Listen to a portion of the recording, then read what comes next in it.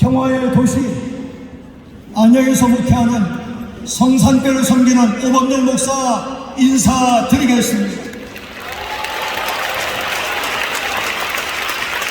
그럼 먼저 영상 축사가 도착했는데 국회의장 김진평 의원님의 영상 축사가 있겠습니다. 할렐루야, 국회의장 김진표입니다. 경기도 기독교 총연합회가 정전협정 70주년을 맞아 마련한 6.25 상기 구국기도회 개최를 진심으로 축하드립니다. 대장을 맡으신 유만선 목사님, 준비위원장이신 이성화 목사님 수고 많으셨습니다.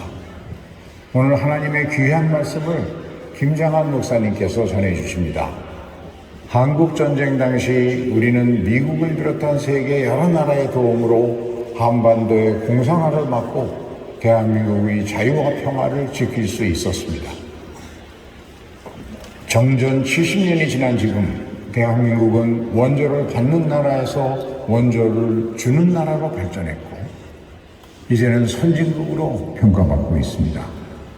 대한민국이 이렇게 성장할 수 있었던 것은 하나님께서 우리 민족을 사랑하셔서 눈물로 부르짖는 성도들의 기도에 응답하셨고 젊은 시절 자신의 목숨을 아끼지 않고 헌신한 수많은 참전 용사가 있었기에 가능했던 일이라고 생각합니다.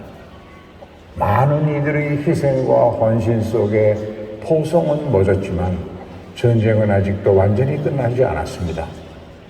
우리는 북한의 반복되는 핵실험과 미사일 도발 속에서 살아가고 있습니다. 하루속히 북한이 비핵화를 선언하고 남북이 화해해 한반도에 평화가 정착될 수 있도록 성도님들이 다 함께 기도해 주십시오. 아울러 이번 6.25 상기 구국기도회가 한국 기독교계를 새롭게 부흥시키는 소중한 불씨가 되기를 빕니다.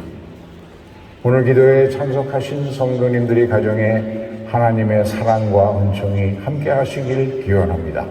감사합니다.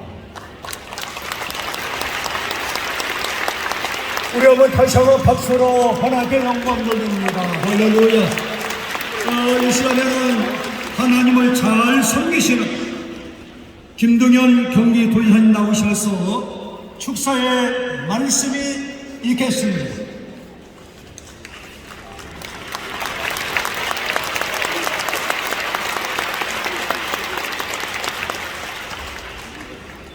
네, 저는 매년 6월 6일 현충일에는 충청남도 천안을 갑니다.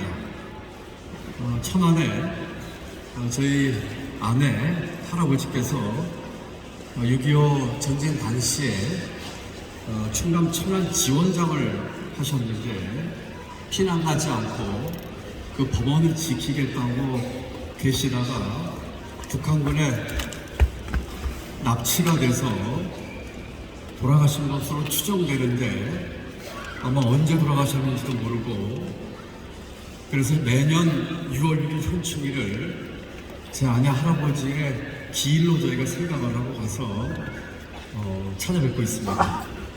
초대 지원장이셨기 때문에 또 그 법원을 지키겠다고 계시다가 희생을 당했기 때문에 법원 현관 안에 그 할아버님의 흉상이 있습니다.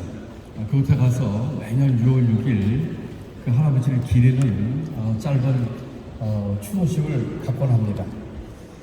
대전에는 공원이 하나 있는데요. 사정공원이라고 한답니다.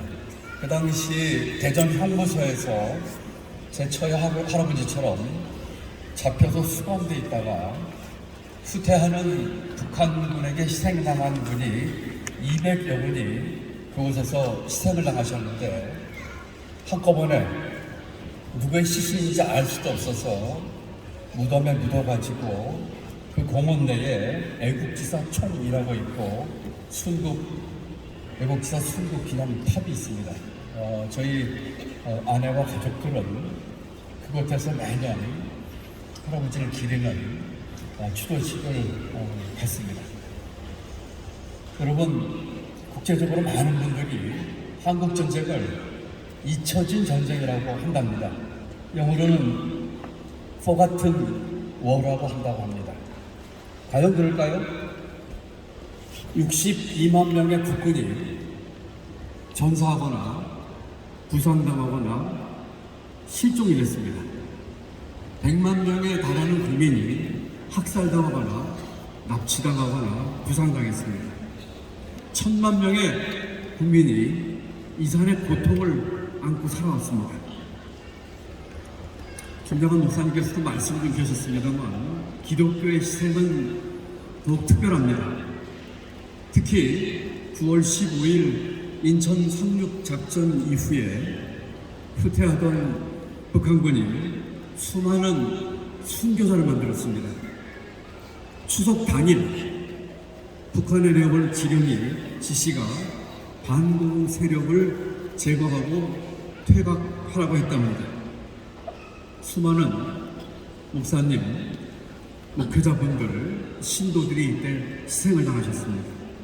충남 논산의 병천교회에서는 66분의 신도가 확산을 했습니다.